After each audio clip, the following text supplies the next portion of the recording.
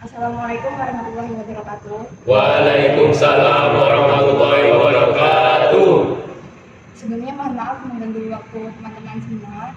Di sini saya Dania Yasmin dari mahasiswi Unhas Jember dari Prodi Komunikasi dan Penyiaran Islam angkatan 2022. Di sini aku dapat tugas dari mata kuliah retorika dan teknik kitabah itu untuk kitabah di depan banyak orang gitu. Jadi di sini aku membawa tema mengelola konten keagamaan, keaslian dan kredibilitas di media sosial. Sebelumnya ada yang tahu nggak kredibilitas itu apa? Enggak Tahu. Oke. Jadi kredibilitas itu simpelnya itu kualitas atau kekuatan untuk membuat seseorang percaya gitu. Paham nggak? Paham. Oke. Itu simbol dari kredibilitas. Untuk selanjutnya itu pentingnya untuk awalan pentingnya konten keagamaan di media sosial. Yang pertama itu ada inspirasi dan motivasi dalam menjalankan ibadah. Jadi kalau misal di sosmed ya itu kan ada kayak quote terus apa ya, di TikTok juga itu kan kadang ada kayak muhasabah diri gitu loh. Itu kan bisa meningkatkan apa ya, meningkatkan motivasi kita untuk beribadah gitu ya. Terus yang kedua, memperluas pengetahuan keagamaan. Selain itu dari TikTok juga di Instagram kan juga banyak. Terus yang ketiga, memperkuat keimanan. Dan juga yang terakhir itu sarana dakwah yang efektif.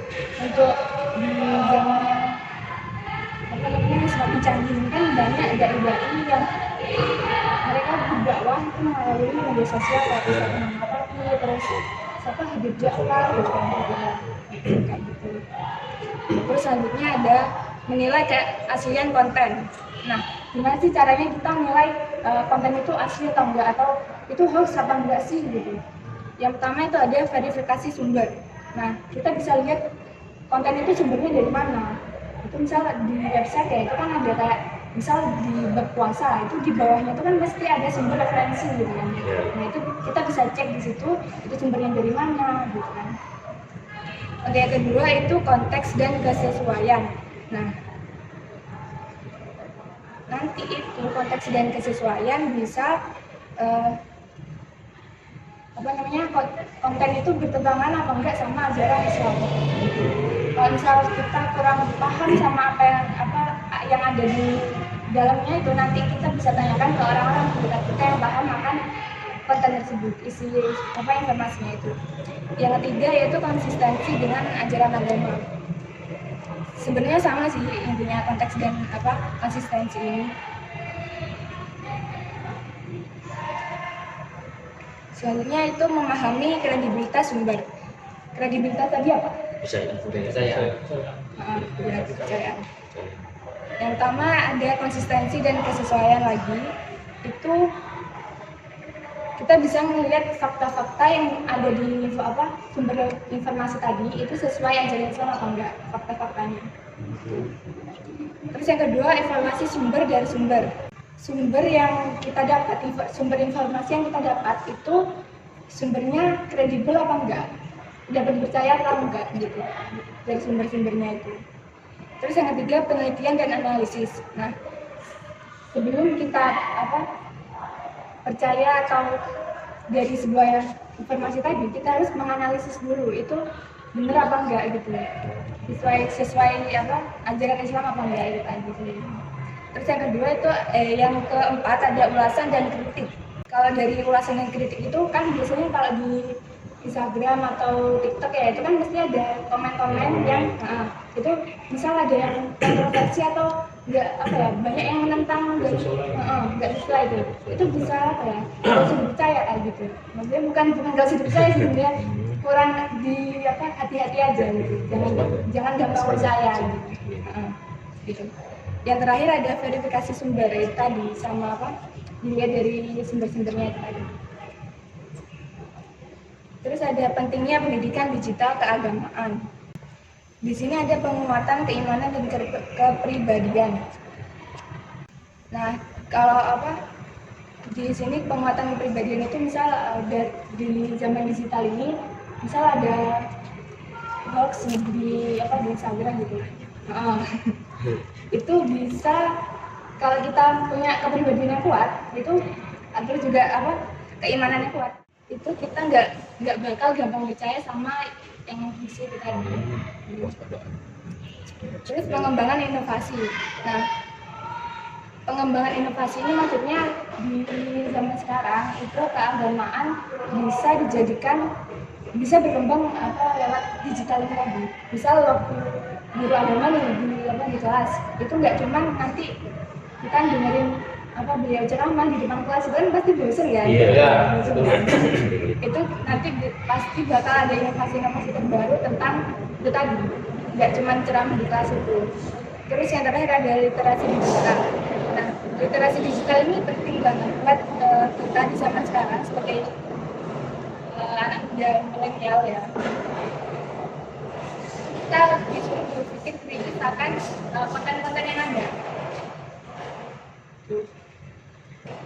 Terus ini, hormati keanekaragaman keyakinan. Yang pertama itu membangun sikap toleransi. Yang kedua membentuk kesatuan dalam keanekaragaman. Terus yang ketiga perlindungan kebebasan beragama. Yang keempat menghargai perbedaan agama. Kalau yang ini kan sudah tahu lah ya, yang ini nggak perlu dijelasin lagi. Tanggung jawab sebagai pembuat konten. Nah ini sebenarnya lebih yang utama sih, sebagai konten creator itu harus membuat konten yang berkualitas. Maksudnya gimana konten yang berkualitas itu? Kita lihat dulu dari misal di IG-nya Remas nih. Itu sekarang aktif apa enggak nih? Aktif. Untuk sosial media yang lain aktif nggak? Masih. Tapi kayaknya lebih aktif di Instagram ya. Nah itu kita lihat dulu kita tujuan audiensnya kemana? Ke anak-anak semena aja atau di luar semena atau di mana gitu. Jadi nanti kita bisa buat konten yang sekiranya dipahami sama semua audiens kita gitu. Misal di semena ada rame apa gitu. Jadi nanti kita bisa buat konten yang tapi masih melingkup keagamaan gitu. Terus mengelola platform digital itu tadi, perlu manajemen yang baik buat mengelola 5 sosmed, 5 media Instagram, YouTube, Facebook, Twitter, sama website gitu. Kalau dari Twitter kayaknya kurang. Iya. Terus mengikuti tren dan perkembangan terbaru. Nah itu tadi, misal di Instagram atau mungkin kalau rencananya dulu mau bikin TikTok atau TikTok, dulu sempat pernah kepikiran untuk buat akun TikTok, tapi karena waktu itu anggapnya pasif ya, jadi kurang udah terima aja sudah bingung apalagi tambah 6 sosmed gitu ya. Kalau misal sekarang aku tanya aku apa tapi harus diaktifkan dulu yang 5 ini. Itu harus ngikutin tren yang ada biar nanti kalau di TikTok ya FYP tadi, terus di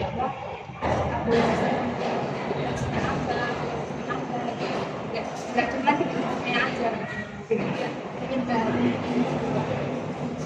Terus yang terakhir ada memastikan konten tidak melanggar cipta. Nah itu dulu jangan boleh dulu tapi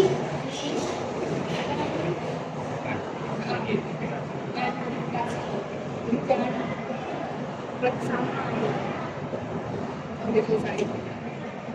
Nah itu tadi siapa penjelasan singkat tentang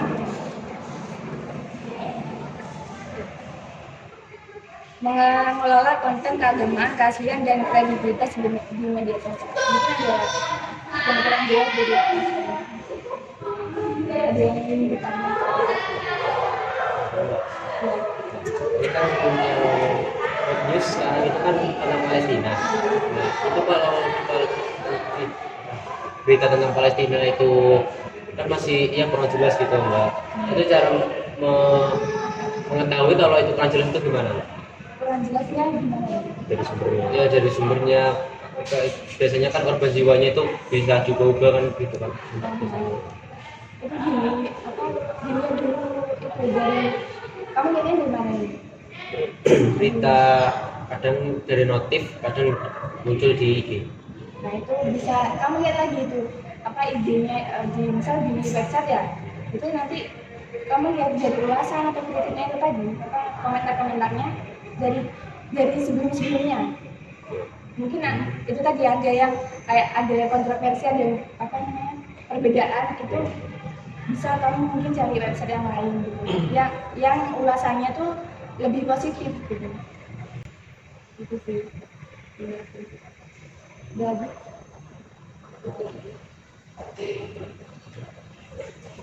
Kalau nggak ada nggak apa-apa sih. Sekian ini tadi apa penjelasan singkat dari saya. Terima kasih atas waktunya.